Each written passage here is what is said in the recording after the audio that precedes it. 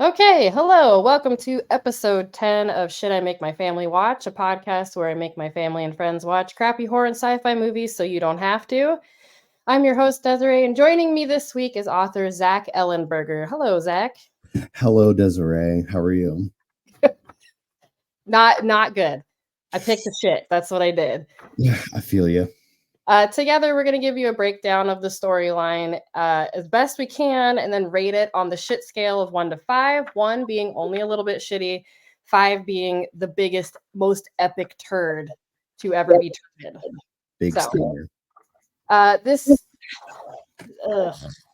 2005 release of Alone in the Dark, starring a loaded cast: Christian Slater, Tara Reid, Steven Dorff, a bunch of other old dudes I don't know, but IMDb thought was really popular. This is true. It seems like it would be a hit. I don't think that it was. So if you want to watch it, stop now. If not, we're going to get right into it. And Zach's going to start us off. Oh boy. Well, really, the question is where to begin because this was a trip. And for me, um, I was actually a bit familiar with Uwe Boll going into this and some of the movies he's put out previously. Your episode previously with my buddy Dev and Shaun of the Dead. That would have been better. That would have been better. House of the Dead. That episode was definitely a great callback because that was another one I had seen before. But I swear this gentleman Uwe Boll is a real work of art. You know, if there's any kind of if there's any kind of compliment I can pay this man, is that he kind of got into the video game genre before Marvel got in, or before Hollywood got into the video game movies and stuff. Because I mean, I don't know if you knew this, but Alone in the Dark is actually based on a video game, an I didn't. old computer game. Atari, right?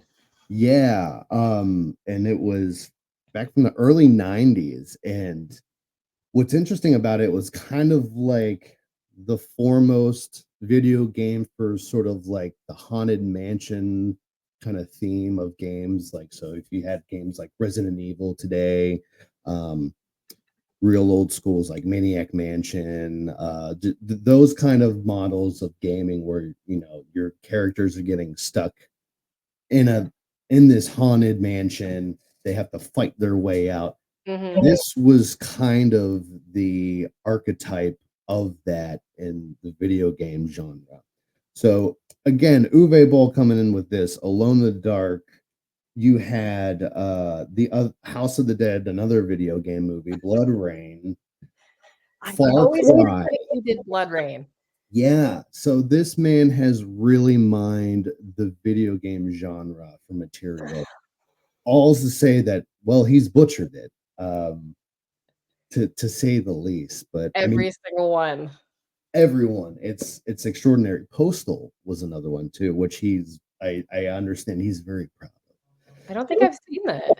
Oh, I remember watching it. We did watch it in my college years. I don't remember which one. And not to say it was from my college years that I couldn't remember it. It was just That wonderful. that wonderful. But I mean, and a couple of honorable mentions from him movie wise. Blubberella. Yes, I've never even heard of that. I've seen it in passing on a few streaming channels, and I wish I had the momentum. And in a series of really bad fantasy movies, In the Name of the King, that had Jason Statham, and Oh, yeah. in the second one. So he was responsible for that too. So He's had got variety. yeah, had to throw those out there. Also, an interesting fact when talking about this man, he has a doctorate in literature. So, So what's his fucking excuse? riddle me this, Batman, when you got a man that can't direct a movie that'll score 5 stars on IMDb, over 5 stars on IMDb. It's just extraordinary. I don't.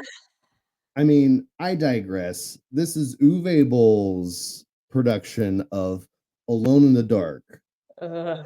which took, if we're going to base this off the video game uh, folklore that it was based off of, really took a lot of freedoms with it. So the video game was based in like the 1930s. It's supposed to be about this guy who gets stuck in this haunted mansion, has to fight his way out, whatever. Weird things are happening.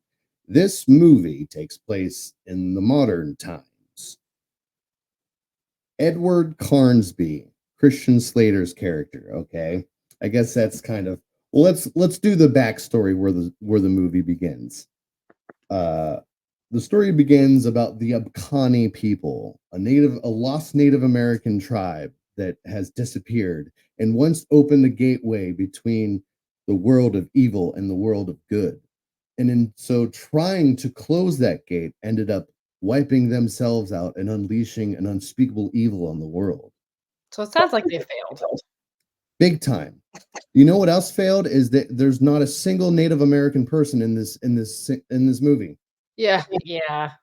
He's not known for a wide variety, even though he's German. I wonder if that's linked. Yes, that is Quick worth noting. segue. Did you notice there are I spotted at least 2 of the same actors and actresses from House of the Dead in this one? You know what? Now that you recall, I did not catch it, and now it's just kind of like I We're feel. in a journey. I'm listening. Don't worry, I'll cut it out if it's annoying. No, it is perfectly fine. I did not recognize that. It's wow. the Chad with the eyeballs that are too close together. Are you coming inside? And the hot chick from the first one, not the blonde one, the redhead that lives the longest. Oh, wow. They had bit parts. They were not main characters because Christian Slater and Tara Reid were main characters. And you know, you got to wonder too, with it's 2005, Christian Slater and Tara Reid are still kind of fairly big names. So you wonder, like, oh, okay, so this must be worth something or has some kind of value to it. No, I don't know. Nope. I don't understand how you could have such a stacked cast and make it such a boring movie. It seems like it really goes out of its way to hit those real shit notes of just like, you know, like if Christian Slater really gave this like heartfelt scene and he calls cut and he walks in and goes, that was too good. Dial it down. Let's start it again. Maybe, yeah, that would make sense. That's the only way. Like everybody was so like it was tiring watching everybody, which doesn't make any sense. It is. It's one of those feelings where like you can feel them trying to act and it's just there and it's like obviously their focus is trying to make it feel as real as possible. None of this feels real in any regard. Yeah, I gotta stop segueing you or we're never gonna get through this. Okay, it's quite all right. And that'll be my fault most of the time. Anyways, another point in the story is the Bureau 713. This is the US's paranormal agency, which Christian Slater Edward Carnsby was once assigned to, but is the single government entity that is researching and investigating all things Abkhani related. Okay. I thought it was is it all paranormal or just that one section? Like, that's a good question because I was confused about that too. It seems like a lot of resources for one specific thing. Yeah, it says in its description that it was basically created and established to investigate Abkhani.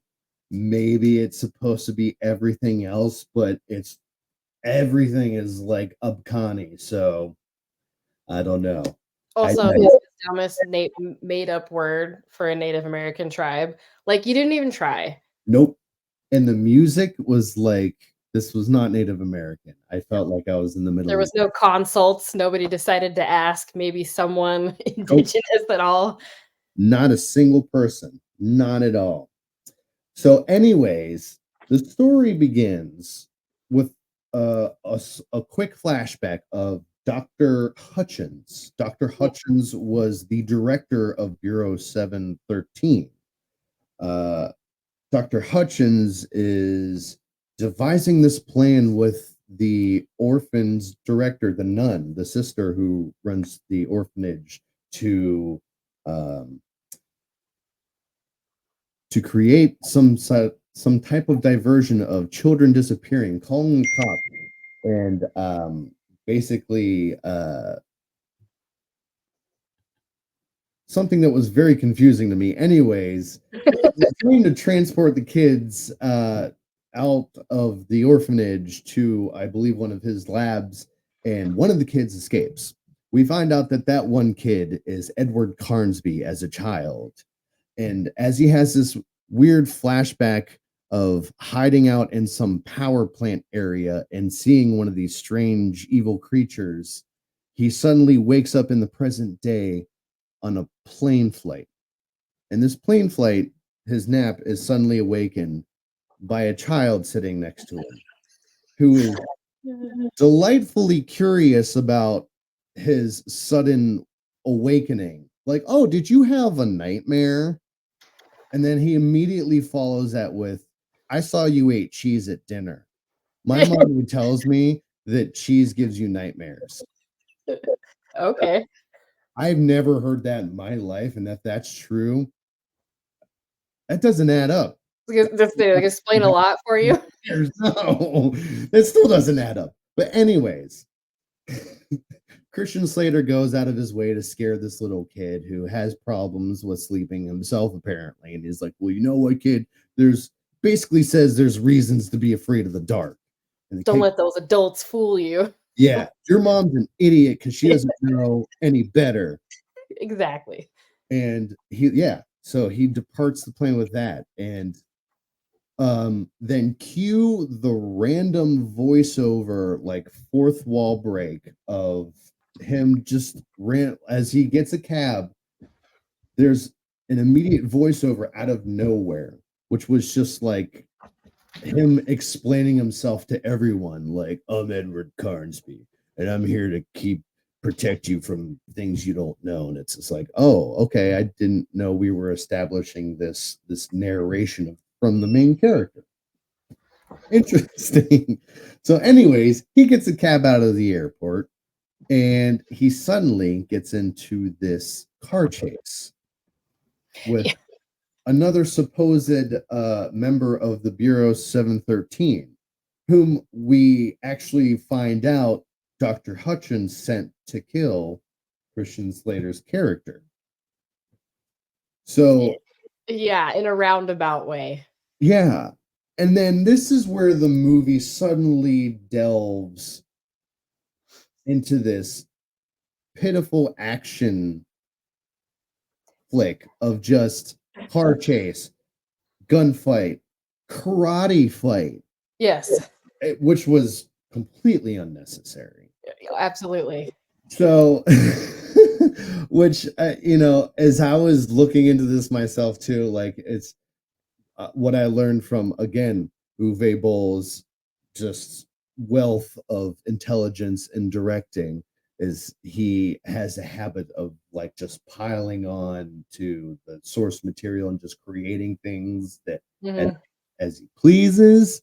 He had writers that wrote treatments for the script that he just threw out and was just like, I'm going to go my own way about it. So it really kind of shows in this car chase scene with this guy. And this guy is Christian Slater is also transporting an artifact, an Akani artifact, which I think is the most important point here. It's the only thing he's carrying with him. No fucking baggage, no luggage, no clothes. Weird. Anyway, the assassin is after this Akani artifact, which we don't really know much about. Cue this wild gunfight and fist fight where Christian Slater performs karate moves that no white man should be performing in front of a camera ever. Like, stop it. And Don't do it. backflips. Yes, can we talk about that for just like 1 minute? So they get into this fight. They wreck the cars. Christian Slater, Edward Carnsby, sacrifices the taxi driver to save his own life. Yeah, he was like, no, just stay there. And then the guy was like, what?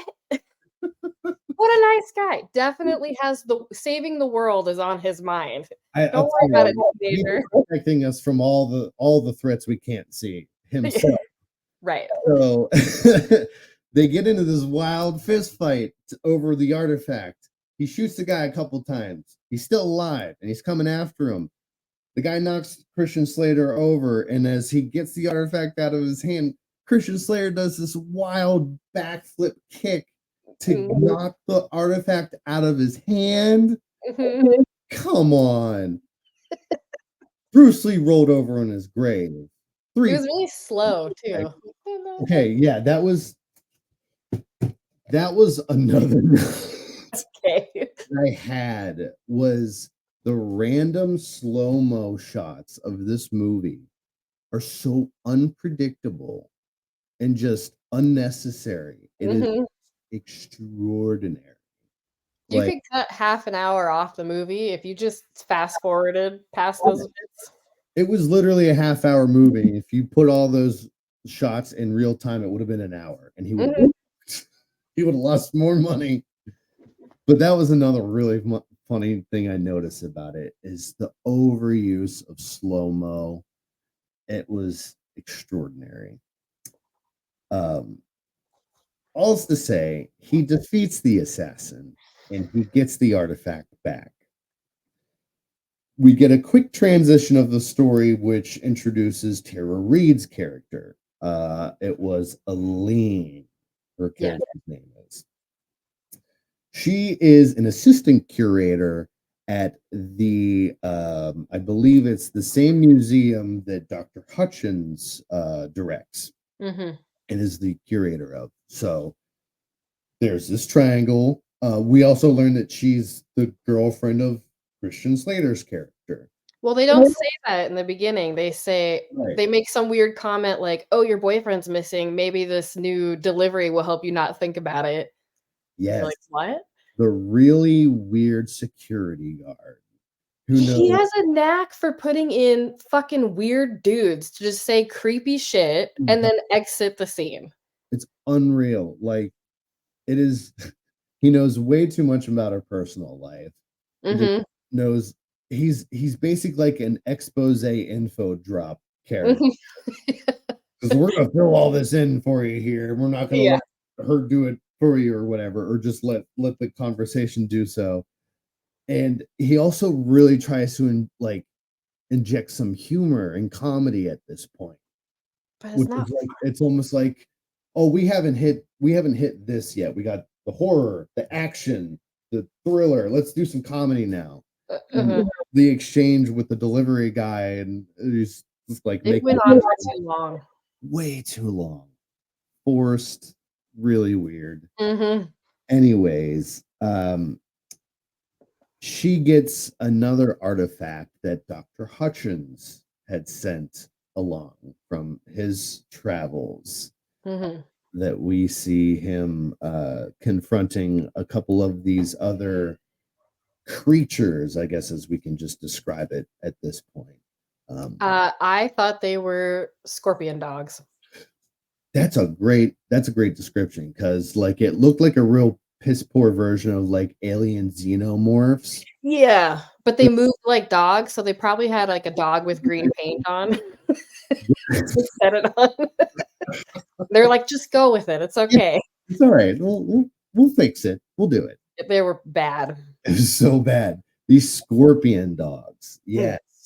We see that he kind of unleashes some of these scorpion dogs, and that he's responsible now for kind of unleashing this evil, and I guess having some connection to the doorway that's releasing these creatures into their world.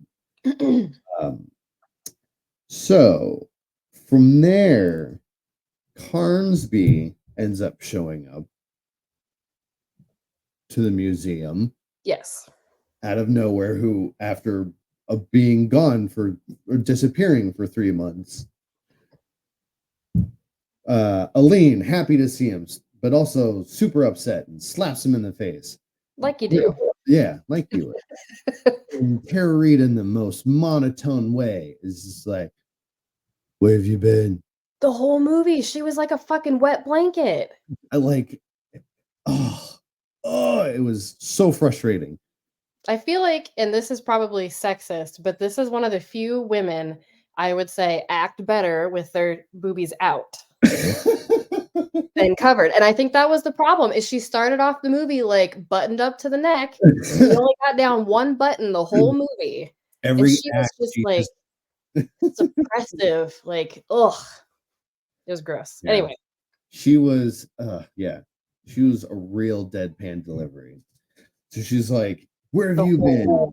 Yeah, the whole movie. And he gives her some story about falling in with some ex-Chilean military faction, and you're just like, what?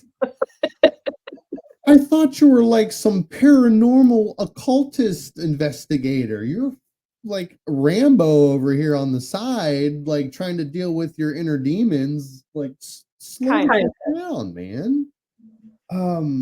So yeah, so they kind of catch up with one another. Also, which I also found really funny, because they're back. I believe this is where it goes to when they're back at his apartment. And I could be getting ahead of myself, because this is where I started to really get confused with the order of things that were happening. Because you have, actually, there's an incident at the museum. They're still at the museum, so excuse me. I apologize. Yes.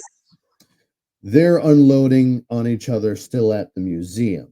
And he's telling her, "I fell in with the ex-Chilean military faction, blah, blah, blah." And the security guard, who's like kind of like snooping around, maybe trying to eavesdrop on what's happening over there, ends up getting attacked by Scorpion Dog. That's right. And with his like butt tail thing. And that's when the power starts faltering. And which is a story note they drop later on, which was really vague. Apparently, these things can disrupt electricity. It's also really inconsistent. Yeah, like, is it really necessary that they can do that? And then, on a side note, the 713 monitors for whatever they're looking for by checking for electromagnetic waves, which has what to do with electricity? Like, right? Am I wrong? What do those two things have to do with each other? You are not wrong. So, I don't know what the whole, and it's been going on for like 20 years or 30 probably, because Christian Slater is an adult.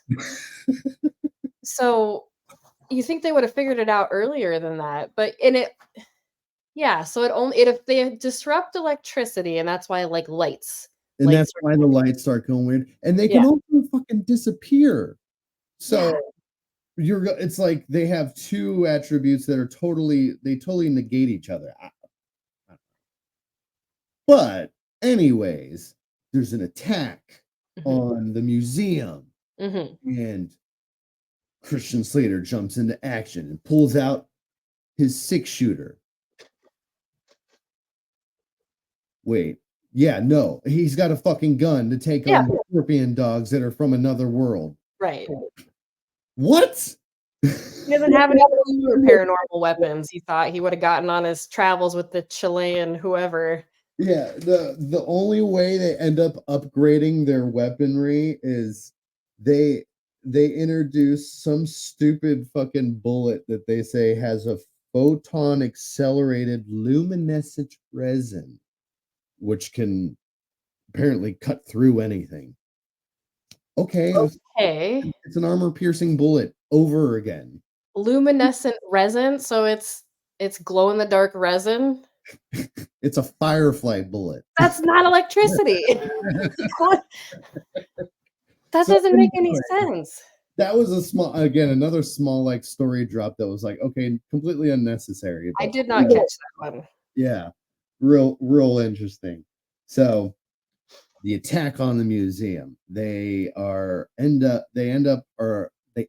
being saved by Stephen Dorff and Bureau 713, who show up just in time to save their ass. Angrily. Angrily. Stephen Dorff is a very combative son of a bitch. Yeah, for no reason.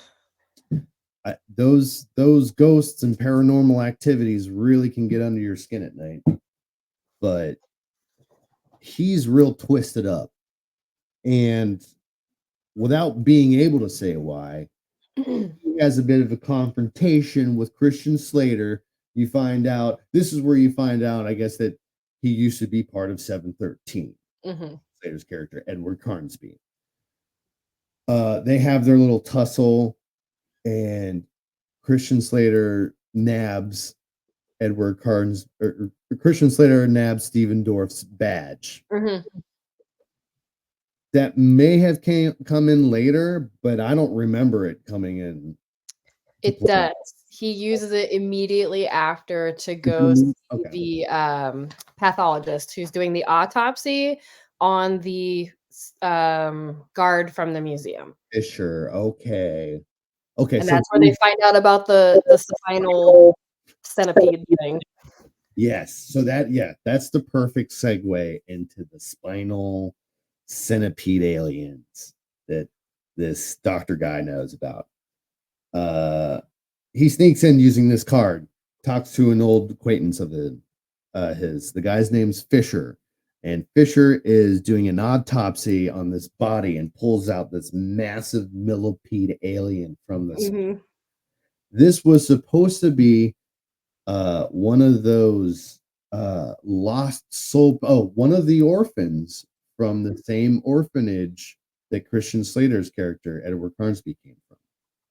Because, as we're finding out, all of those orphans were actually experimented on by Dr. Hutchins. And are also missing. Yeah. It's like 3 movies kind of came into one beautiful masterpiece. Yeah, just fucking wrecked into one another and just came out. So we learned that all these orphans had these wild centipede aliens on their spines, including Christian Slater, which his ended up dead somehow, and they do explain that, and I forget how, but they think he got electrocuted when he was hiding as a kid in the power plant. That's right. Like that doesn't make any sense because they disrupt electricity. But we'll just ignore that part for the sake of the story, I guess. Got me there good. So all the orphans have these millipede characters, and what we find out is these millipede aliens can actually control the orphans, and suddenly Dr. Hutchins turns on his detector thingy that kind of triggers all these aliens, and all the orphans turn into these mindless husks that walk out on all their lives and start attacking people. They were the ones that actually attack. They end up attacking Christian Slater and Tara Reid in their apartment. Yes, and there's really no break. Like this is all one big long continuous thing that there's no like there's no so convoluted. Here I am thinking I was skipping whole scenes, and it's just one big long fucking essentially. But the thing I didn't understand is the people who have the things in their spines, all the orphans. Yeah. In the beginning, they're totally normal looking. When they start attacking Christian Slater and Tara Reid, they are like drooling black goo, and they're like zombies. They don't die when you shoot them. They Yeah. look a lot like House of the Dead zombies. I wonder where that came from. And I'm like, what? But why? Pick a theme. Either their bodies are taken over by these creatures, or they're zombies. They can't be both. I Yeah. don't think. Well, No. maybe they can. I noticed that too, and it was it's really just it's like another element of like horror. He's like, we can do this too. Like, what can we not do? No one's ever like, hey man, I think 5 is enough. Like, we Yeah. got enough going on. Yeah. They're like, yeah, keep going. If there ever was that dude, he probably just fired him. It was That's like, true. You're an obstacle. Yeah. The way my Don't understand true creative genius here. Yeah. Oh my gosh. Yeah. So yeah, literally going right into the next scene is after they leave the museum, they go back to their apartment together. And there's suddenly an attack by the mindless husks that are the orphans. Mhm. Cue another gratuitous gunfight. Lots of shooting. This is where I think they start. This is the Rob Zombie. I think where the Rob Zombie scene comes in. So I know they're fighting, but then 713 shows up. Stephen Dorff shows up, Mm-hmm. and then I think they're going.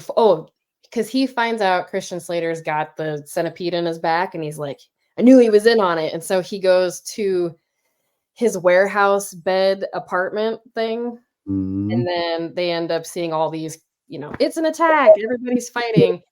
And then Christian Slater makes a point of saving Stephen Dorff's life by being like, hey man, getting his attention, and then shooting the thing behind him. And then he's like, oh, you're right. You're cool, man. And then they're totally friends after that. And I was like, yeah. Anyway. And so, yeah. And then, which also, I think around the same time, we end up getting they bring back Fisher, the other character who was dissecting. Autopsy. Yeah. He's at his home. He is suddenly, someone breaks into his home, and we find out that Dr. Hutchins, it was Dr. Hutchins, right? Yeah. Dr. Hutchins attacks his family and ends up killing Fisher. So Dr. Hutchins is now, I guess, trying to close all his ties, tie off all of his loose ends. I don't fucking know. Poorly. Yes. Dr. Hutchins is tying off the loose ends. So it's a loose end because Fisher knew about the centipedes, or Fisher was in on whatever he was working on. That's what I didn't understand. Yeah. I think, and I guess my take on it was that he was a loose end because he knew about the centipedes. Okay. I don't think he was in on Dr. Hutchins' whole plan. Okay.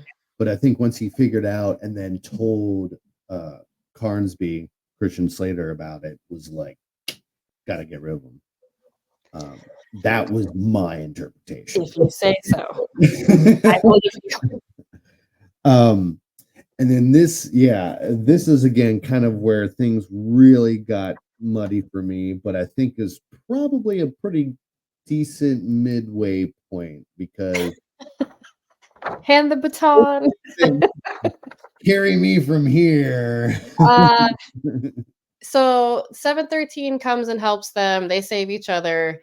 Stephen Dorff's like, you're my best friend now. You guys come with me, and I'll tell you everything you ever wanted to know in this helicopter to an abandoned mine. Yes. Which you're like, oh, okay. Yeah, this is something about where they're at. They know that, Crash, who I'm assuming was the character, the woman behind the chair and with the backwards hat the whole time. Yeah. Very professional. By that hat. Yeah. I think was it they were getting some kind of signature because again they were doing something with all that fucking equipment, right? That's Uh, what I kept saying. What was she kept saying, "I'm getting a signature." Of what? Like, is it what? a heat signature? Is it where is she managing this from? Are there cameras on their body? Are there cameras wherever they are? Is it a drone? What is she measuring? She's just staring at a computer screen and every 5 seconds they're like radioing into her and I have literally no idea what she's doing. Yep, 100%. So I'm going to assume she leads them there saying, big signature of something, something's here. And that's where they digress. That's where they start to go into the culmination of fuckery. Yeah. Yeah, and I'm trying to review through the Wikipedia, and they Yeah. summarize this whole second half in one paragraph. Oh my lord. And so I know that they all go to this abandoned mine, which somehow has some sort of gateway thing. But in between all of that, they're showing the doctor, professor, whoever injecting himself with the creature's blood Yes. for something. Doesn't come back around. He doesn't seem very strong. He doesn't have a tail. He's not a rock dog. I literally do not understand what that was for. I don't know. I don't get it. There's also, and I'm sorry, and also looking at the Wikipedia too, they make a note saying that Hornby discovers that the Abkhani, uh, uh, that they realize that the creatures can be killed by light. Oh, that was my other question. Are they like fucking vampires? Yeah. So if they can be killed by light, just shine some fucking flashlights at them. Don't I waste think 100,000 bullets. when they get towards the end, so they're at the mine, but there's also people who stay above ground and try to set up a bunch of stuff, and it Right. takes forever, and none of it happens. And they're like trying to turn this generator on while everybody else is down below. I think using the pieces of the relics they've collected to open something, Yeah. even though they know they shouldn't. Yeah, because somehow all the pieces they've been collecting have led to this one point, and now they all assemble together. Yeah. And so they go down and a door opens and then there's some sort of pit they decide to crawl down that has spikes at the bottom. Yeah, one of the soldiers falls through like a trap door and gets spiked. He was the only Asian character that I remember seeing. He was there for 5 seconds and then dies. So, no, because and then they killed the Asian woman like a few minutes later. but I think Crash lived, right? Because she wasn't on site. She was monitoring. Okay, all right, that's fair. But yeah, no, that was wrong. Oh, apparently it's an abandoned gold. Oh, that was the 17th freaking stupid thing is the gold. It's the last couple elements around gold on the periodic table are good at like trapping them. Oh yeah. So gold, he said fucking plutonium. I don't know my elements. It's the metal that negates their ability to disrupt electricity. Is that a real thing?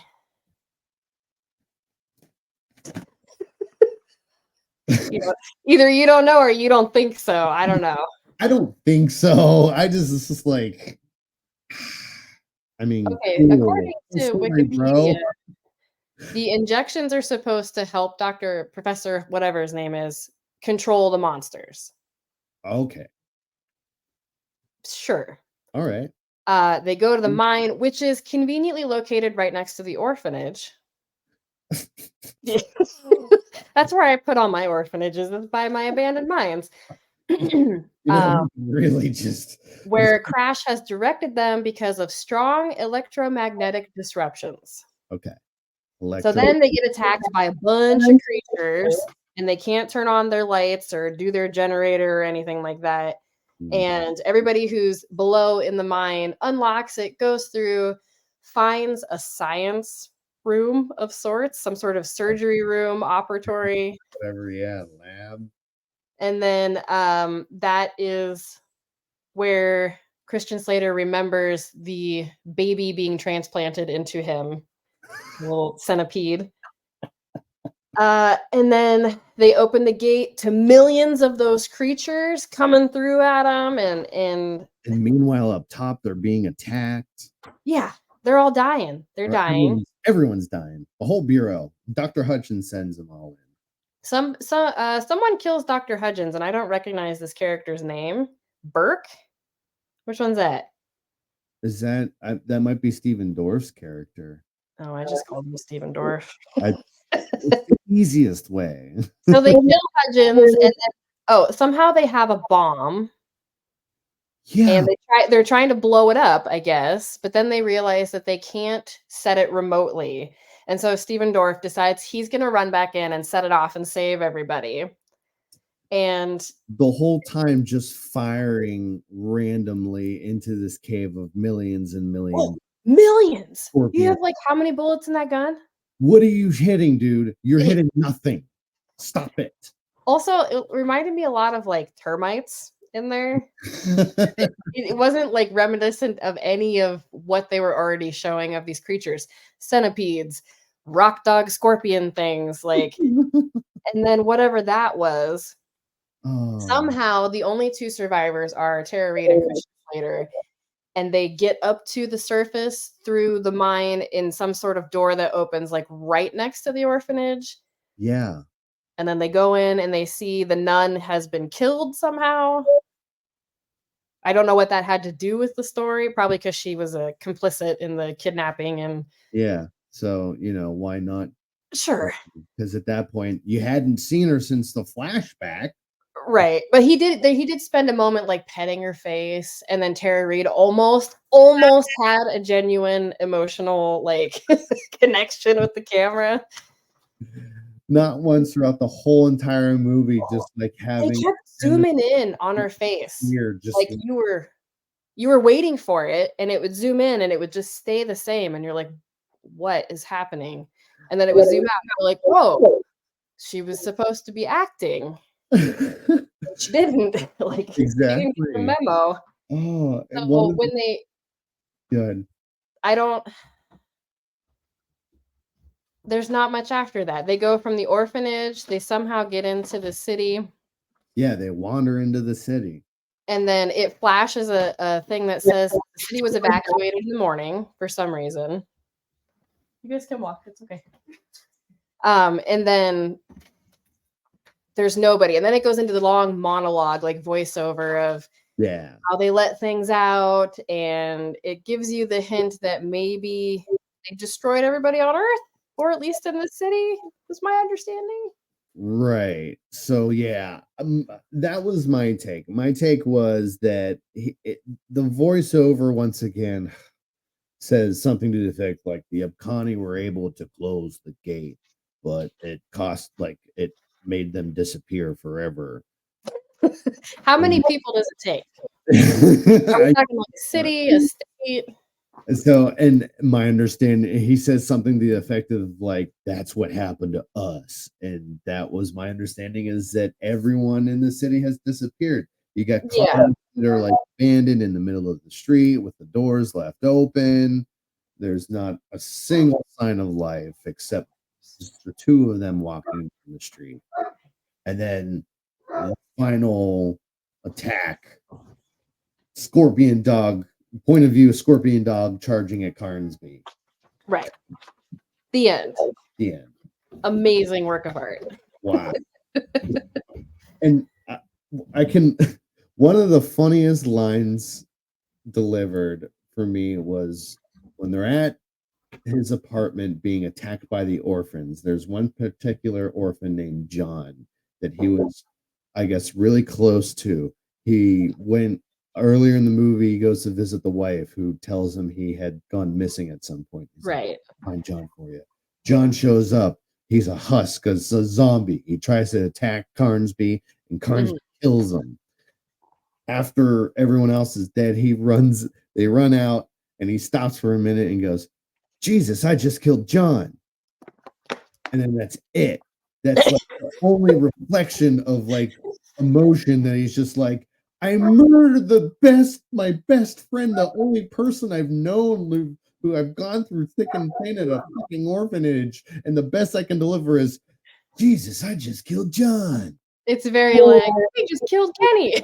Like, we already know his value of human life is like slim to none because he's like, stay there, cab driver. Don't you guys worry about anything. Go ahead and get shot. I'm gonna yeet this way. Like,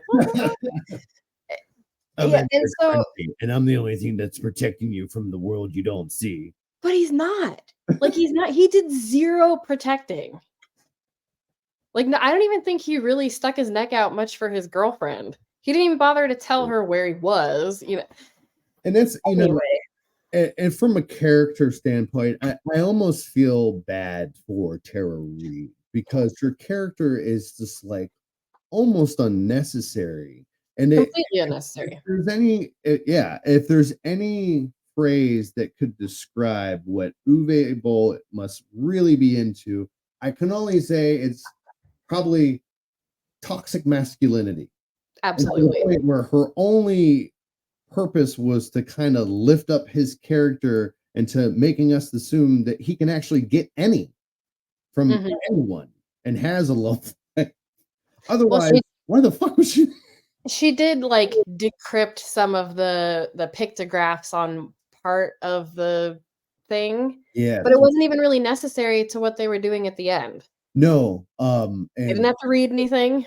Dr. Hutchins was very upset with her when she went ahead and did some of his work for him. And it was just like, oh, okay, we're gonna. You could have taken out her entire character, or you could have had her played by that same redhead who was like, I think she was one of the soldiers. It would have been completely interchangeable. She had the head split open at one point in the end. Yep. That was probably about like the best. That was the best graphic effect probably throughout the entire movie, both computer and physical. There was nothing that stuck out to me except for that scene that you were talking about where it was like he would slow down and spin around, but this time he added black and flashing lights.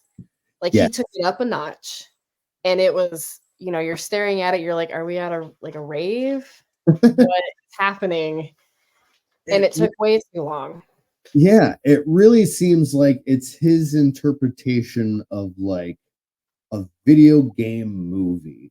We're gonna take these aspects of a video game and just like I don't know if you ever saw the Doom movie, but there's it was shit. Yeah, it was shit. There's a scene in the movie though where it goes straight point of view with the gun right in front, and it looks like straight out of the video game because that's how the video game was done. And it looks like this is just his really cheap Rob Zombie laced version of it with flashing lights, guns that don't need reloaded, and just bullets raining everywhere. And it was just like the guns also didn't do anything. Yeah. So you could have, if you were gonna go, like, it's like he wanted the feel of Blade, or like what was the one with Milla Jovovich and the zombie? I love that one too. Oh, no, Resident Evil? Yes. Yeah. Resident Evil. Like he was grasping for that, which are successful, comic / video game adaptations for the most part. And got nowhere near it. Does he realize how bad it is? That's what I'd like to ask him, but I don't want to fight him. So, yeah, because apparently he'll fight anyone who questions his movies. At least he'll fight man or woman. He's not just like. Yes, I'll give him that. Yeah. He's really like the Corey Feldman of movie making. And it's funny when people nowadays have kind of really been joking a lot, like, Corey Feldman's just in on his own joke, and he's like doing this Andy Kaufman impersonation kind of thing, where he's completely aware of how ridiculous he's sounding and what he's doing. And yeah, I don't think he is either. But sometimes I gotta kind of wonder that too with Uwe Boll, where you watch these movies and it's like, you are aware of how just absolutely shit fucking ridiculous this movie is, right? Or like, or are you literally just living in a delusional fantasy of your own making? What is happening? Like, I don't, it's extraordinary to me. I think was this after House of the Dead or before? I don't remember what year House of the Dead I came out. believe this was after. So somebody saw House of the Dead and was like, "Yes, Christian Slater, this is your peak. Go ahead." Like, and Stephen Dorff, who was coming off a Blade, Yes. and then you go to this.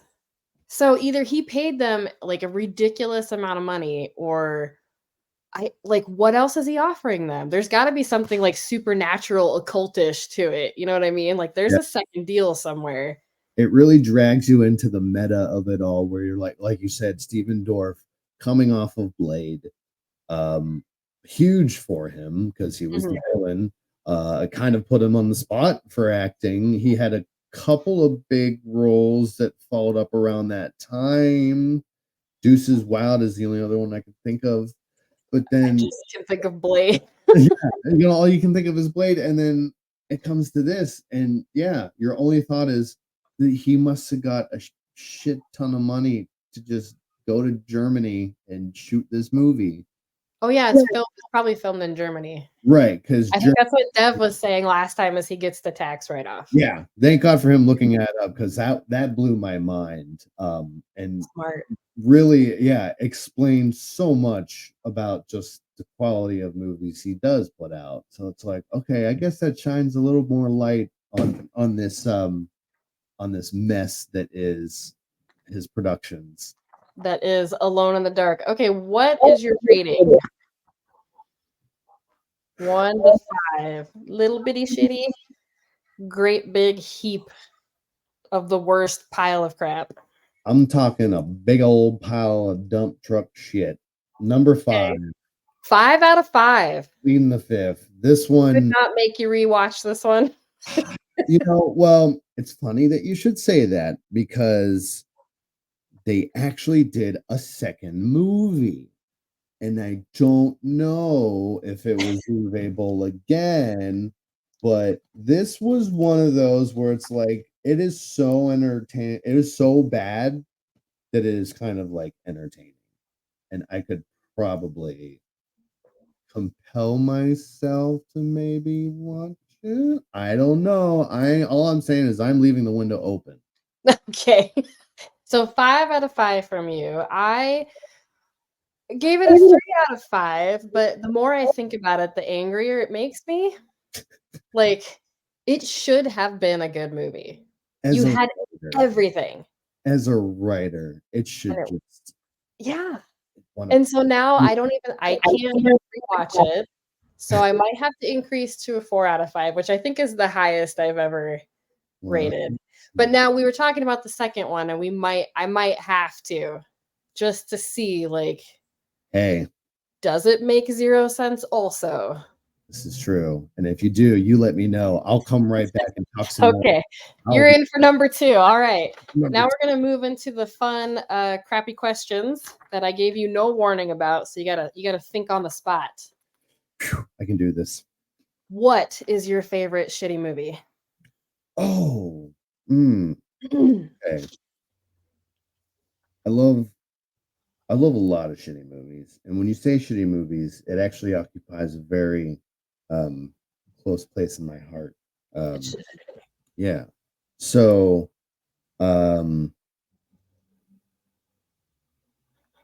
this is a tough one. I would say that one of the more shitty movies that pops out that I enjoy, Killer Clowns from Outer Space. Oh, I hate that movie. Everybody loves it though. That's a cult classic, so and I have fond memories of like being a kid, and Saturday nights were like HBO's like special. I think it was like Friday or Saturday nights HBO would do like these wild like horror movies late at night. And I remember my brother and I being kids watching these movies. Always Killer Clowns from Outer Space would come on, and we would watch that shit religiously. And it's still kind of like a tradition for me. Every Halloween season, I have to watch Killer Clowns once every Halloween. I do watch it every year, even though I hate it. So maybe I don't hate it deep down inside. I just can't acknowledge to myself. Yeah. Well, That's a good one. the best one is they recently released a video game on it. So as a game, They did what? They recently released a video game on it. So as a game, Really? So, yeah. So. Like a detailed one, or like a little? Yeah, like a PC video game. Oh, have you played it? Not yet, but I've heard good things. Okay, I didn't know that. I'd actually be interested to see that because it had more storyline than this that we just watched. True. So it'd be worth it, even though it freaks me out. What is the worst movie you've ever seen / movie that you hate? What is the worst movie that I've seen that I hate? Doesn't have to be horror. It can be any genre. Yeah. Thank you. It's funny that I'm coming to this because I don't know how or why, but my knee-jerk reaction is Battlefield Earth. Oh, that's it. Okay. Yeah, John Travolta, Barry Pepper, the freaking Scientology L. Ron Hubbard movie from 2000. Oh, that's another movie that had all the ingredients you need for a fine stew and really missed the mark. Big name actors and just like some mark. Okay, that's fair. That's a good answer. What horror genre is your favorite, and what is your favorite way to get it? Books, audiobooks, comics.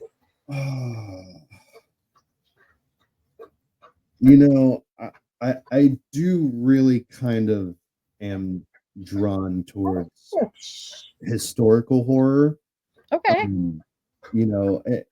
Outside of just because I tend towards more classical, like romantic horror writers, Poe, Stevenson, those era writers, but also in the genre of historical fiction, and really actually through movies. Actually, there's been a lot of really good, I think, historical horror pieces recently, and in the movie genre, at least movie medium, that I've really enjoyed. The Apostle was one that came out on Netflix. Oh yeah, I saw that. It was really good. Yeah, and obviously The Witch. Any of those movies that kind of, because something about the history, and probably because I'm just a history buff myself, I enjoy history a lot, and that's really kind of where I started to draw from, getting my own inspiration in writing. So that's always what I've really been drawn to, and it's also been really good medium for audio. Yeah. The one I can think of would be Alma Katsu's The Hunger, where she did one about the Donner Party. Ooh. If you haven't read it or listened to it. I'll definitely. Historical horror is definitely, I think, an untapped market. I think so too. Leads into my next question. What would you like to see more of in horror, or what are topics you feel need more focus? Untapped market. Wow. Yeah, no, that's a great question. Yeah, if I'll be a little bit selfish and roll with that, saying, I'd love to see more historical horror, because again, there's enough horror within human history alone. And, hey, history is important to know in the first place. Mm-hmm.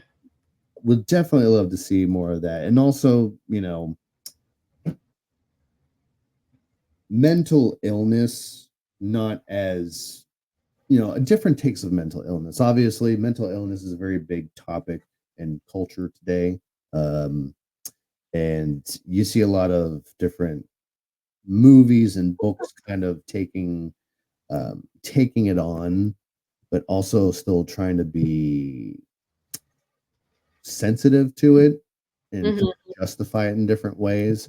And I think as you see a lot more writers that have their own uh, mental illnesses, me being a neurodivergent writer myself, there is, I think, a bit of a growing market and kind of a focus on how that kind of forms a lot of writers' influences and stuff. And so I think that's been something that I would hope gets a little bit more light, a little bit more focus.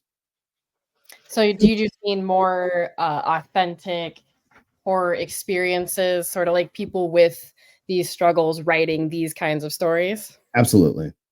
Do not eat that off the table. Sorry. Stop it. It's okay. I have one of my own, and I had to keep her out of the room.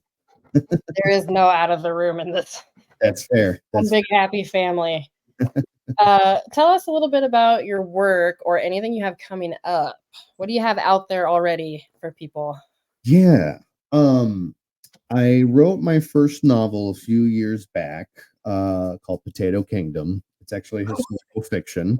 Sorry, that's a great title. Oh, thank you. It's on Amazon. You can find it. Okay. Um, and again, as horror has been a lot of my focus. I've definitely released a lot of short stories in the horror genre. My uh, novella or my novelette with Unveiling Nightmares will be coming out in February, horror related, of course. Um, but usually, again, try to keep. I like doing a lot of history writing too, but also like sci-fi, exploring a bit of different genres. So, um, another one I have coming out, actually, a piece I wrote for Savage Realms Monthly a few years back. It's actually being released on Audible. It's called Blood Vengeance. Yeah, it's a historical fiction, kind of a Viking drama, um, and that is supposed to be coming out in the next month on Audible. But more information is supposed to come on that. That's But otherwise, yeah, otherwise we have Dreadlibs going on, our podcast. yeah. It's a comedy horror podcast where the four of us try to ad lib a horror story within an hour. We just had the third episode come out earlier this week, and it's been a lot of fun. Is that hard? That seems like that would be a lot of pressure. It was a bit scary at first, and the four of us went in not really knowing much about each other at all, or our process in general. And I mean, I honestly think we've done an amazing job just like Mhm. bouncing off one another, because the moment we get started, it just kind of starts rolling, and the ideas come real. They seem to come real easily. So it's been a really fun experiment in a lot of improv and stuff that I've actually never gotten involved in. So I've been grateful to all those guys and to Unveiling Nightmares for giving us the opportunity to do it. And I think I can link your guys' show in this one and Oh, put an episode on the end so they can just right over into that. that would be Uh, awesome. so where can people find you and your work? Um, Amazon, you mentioned. Yes, you can search me on Amazon. My novels there. I have a couple of short stories and anthologies on there. Excuse me. I have a Linktree account. You can search me just at Zach Ellenberger. Website, zachellenberger.weebly.com. Okay. My social medias are out there as well. I'm on TikTok, Instagram, and Facebook. Um, TikTok handles you can all find at my link trees and everything. Um, and I believe that covers everything I have. If you just send me your link tree, I will link it in the show notes as well. Cool, absolutely. Final question. What are you reading or watching in the past week that is not shitty? Oh, well, I did just finish reading Francis Kafka's The Metamorphosis. Wow. That was an interesting read, and definitely would recommend that one. Ambitious. Yeah. It's a wild one. And again, I'm just a TV. I watch too much TV. We all do. Yeah, right.